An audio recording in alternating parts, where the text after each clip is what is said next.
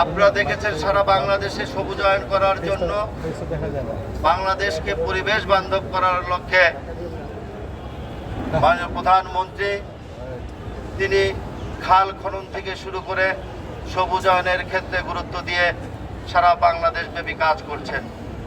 তাই আমরাও ঢাকা উত্তর সিটি কর্পোরেশনের পক্ষ থেকে মাননীয় প্রধানমন্ত্রীর প্রতিটি কর্মকাণ্ডকে অনুসরণ করে আমরা উত্তর সিটি কর্পোরেশনকে সবুজায়ন করার উদ্যোগ গ্রহণ করেছি। সেই সবুজায়নের ক্ষেত্রে ইতিমধ্যেই আমরা মায়ুকি পদ্ধতিতে ঢাকা আর উত্তরাতে আমরা ইতিমধ্যে 14,000 গাছ বনানোর মধ্য দিয়ে আমরা সেটাকে সম্পন্ন করতে সক্ষম হয়েছি। আগামী 5 বছরে মাননীয় প্রধানমন্ত্রী ঘোষণা দিয়েছেন 25 কোটি গাছ সারা বাংলাদেশে তিনি রোপণ করবেন।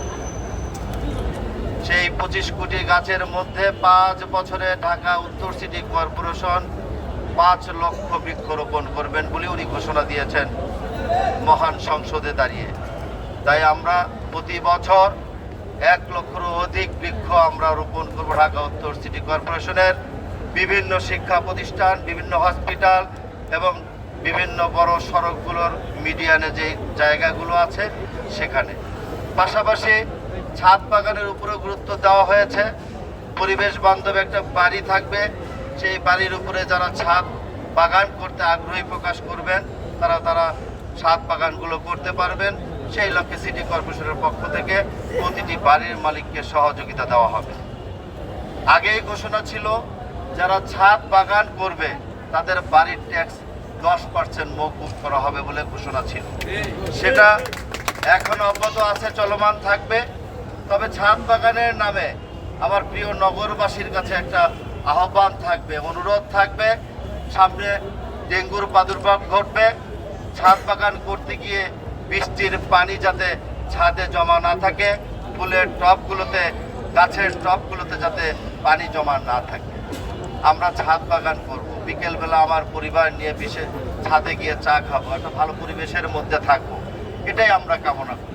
আমরা চাই এর পাশাপাশি প্রতিটি নাগরিককে সচেতন হওয়া দরকার। এই সচেতনতা থাকলে আমি ঢাকা উত্তর সিটি কর্পোরেশনের পক্ষ থেকে আমি আপনাদের মাধ্যমে কথা দিতে চাই, আমরা একটা সুন্দর নগরী উপহার দিতে পারি। আমি একা চেষ্টা করে কোনো লাভ হবে না। যদি আমার প্রিয় নগরবাসী একটু সচেতন হয়ে সজাগ দৃষ্টি রেখে তারা যদি আমাকে একটু সহযোগিতা করে, ইনশাল্লাহ আশা করছি আমাদের যে চেষ্টা, সেই চেষ্টার মধ্য দিয়ে আমরা সফল কাম হতে পারব। বর্ষার সময় বৃষ্টিপাত হয়, বৃষ্টির সময় ঢাকা উত্তর সিটি কর্পোরেশনের কিছু কিছু জায়গায় জলাবদ্ধতা আছে। বিশেষ করে আমি যেই তার জায়গায় দাঁড়িয়ে কথা বলছি, ঢাকা 15 আসন, কাজীপাড়া, শেয়ারাপাড়ার কিছু অংশ, 10 নম্বর গোলচক্র।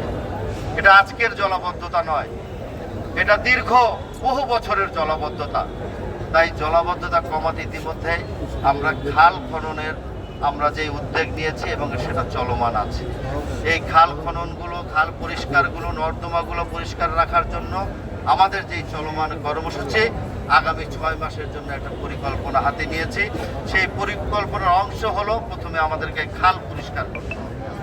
এই খালের উপরে কিছু অবৈধ স্থাপনা আছে, সেটার ব্যাপারে আমরা উদ্যোগ গ্রহণ করেছি। অচিরেই সেই উদ্যোগ আমরা বাস্তবায়ন করব। আমাদের ঢাকা উত্তর সিটি কর্পোরেশনে 29টি খাল আছে। অনেক খালগুলো অবৈধ স্থাপনার মধ্য দিয়ে দখল করা হয়েছে। আমরা গত 10 দিন আগে মাননীয় প্রধানমন্ত্রীর সভাপতিত্বে একটা জরুরি সভা আয়োজন করা হয়েছিল। সেই জরুরি সভাটা সিদ্ধান্ত হয়েছে খাল আমরা উদ্ধার করবই।